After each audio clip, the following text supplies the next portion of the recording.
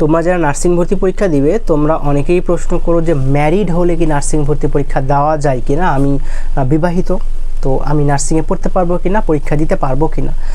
উত্তর হচ্ছে হ্যাঁ, তুমি অবশ্যই পারবে। বিবাহিত হলেও কোনো সমস্যা নেই, তুমি নার্সিংয়ে পড়তে পারবে, নার্সিংয়ে ভর্তি পরীক্ষা দিতে পারবে, পড়তে পারবে, পড়াশোনা শেষ করতে পারবে, জব করতে পারবে। ঠিক আছে, তো নার্সিংয়ের জন্য তোমার যেটা লাগবে সেটা হচ্ছে এইচএসসি পাস লাগবে। এইচএসসি পাসে কিন্তু হবে না, এইচএসসি পাস লাগবে, ইন্টারমিডিয়েট পাস তোমাকে করতে হবে, তাহলেই কিন্তু তুমি এই নার্সিংয়ে ভর্তি পরীক্ষা দিতে পারবে।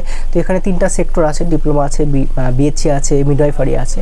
তো যারা বিএসসিতে পরীক্ষা দিবে তাদের কিন্তু দুটাতেই সায়েন্স লাগবে, মানে এসএসসি এবং এইচএসসি দুটাতেই সায়েন্স থাকতে হবে। বাট তোমরা যারা আর্টস বা কমার্সে আছো বা কমার্স থেকে পাস করেছো, তোমরা চাইলেই কিন্তু ডিপ্লোমা এবং মিডওয়াইফারিতে পড়তে পারো। তো যাদের এইচএসসি 2024, 25 এবং 26 যারা পরীক্ষা দিচ্ছ, এই 3 বছরের স্টুডেন্টরা সামনে যে সার্কুলারটা আসবে সেখানে তোমরা আবেদন করতে পারবে, পরীক্ষা দিতে পারবে। তো 3 বছরের স্টুডেন্ট এইচএসসি 24, 25 এবং 26। আর তুমি বিবাহিত হলেও কিন্তু কোনো সমস্যা নেই। আর আমাদের নার্সিং প্রস্তুতির জন্য এক্সাম ব্যাচ চলমান রয়েছে।